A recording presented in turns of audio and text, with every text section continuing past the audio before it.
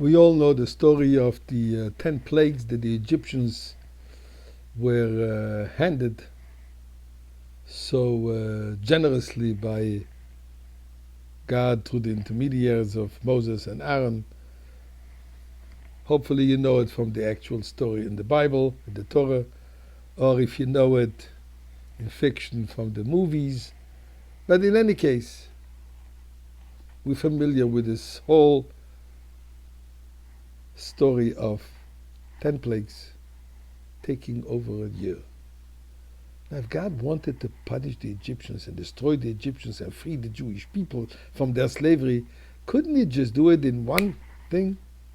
Why did he have to waste a whole year of negotiations back and forth? Let him go. Don't let him go. What's the point? But you know what? Let's first say chapter of Tehillim, and then we'll discuss it. Chapter 100, Mizmor L'Soido, Chazdor V'Yad Dor V'Dor Emunah Soy.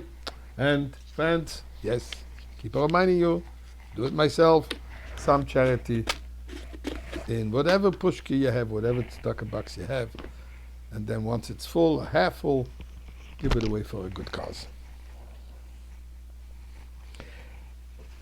So, why 10 plagues? So our sages tell us the purpose of the plagues was not to punish the Egyptians. Yeah, they needed it, they deserved it, but it was much more than this. It was an educational process to prepare the present slaves to become a free people, to come to Mount Sinai and to receive the 10 Commandments and to become the Jewish nation. While at the same time there was a systematic destruction, not just of Egypt as a superpower, not just as Pharaoh, as the ruler of the world, but as the Egyptian culture, Egyptian ideology, Egyptian idolatry. And this is what took place systematically through the 10 plagues. Let me give it to you in a few words. The Egyptians were pagans. The Hebrews, at that time they were still called Hebrews, were transcendentalists. Pagans believed that the way things are is the way things should be. Transcendentalists believe that we're placed on this earth to change the way things are. Pagans worship nature. Transcendentalists worship God. The Hebrews were slaves to the Egyptians. Then God intervened, humiliated the Egyptians, freed the Hebrews, and set them loose upon the world.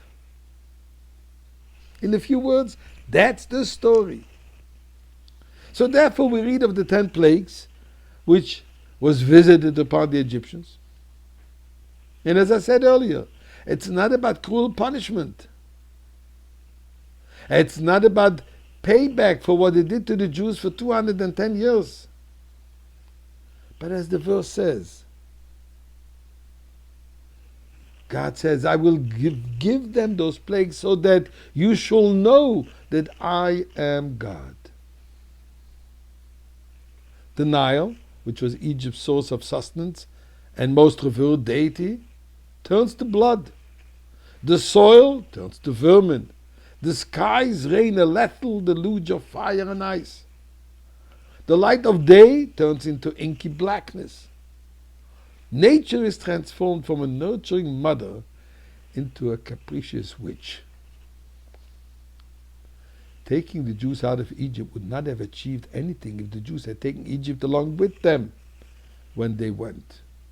It's easy to take a person out of exile, but the purpose of here was to take the exile out of the person, of the people.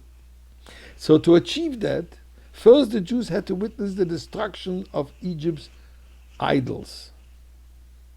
They had to hear their masters renounce the natural order that they had deified. They had to see the goodness of nature exposed for the sham that it is. And only when the paganism of Egypt had been uprooted from their hearts Now could the children of Israel proceed to Mount Sinai to receive the Torah and receive their mandate to be Oyer Lagoyim, a light upon the nations. Only then could they teach the world that nature is not to be worshipped, but it is to be improved upon.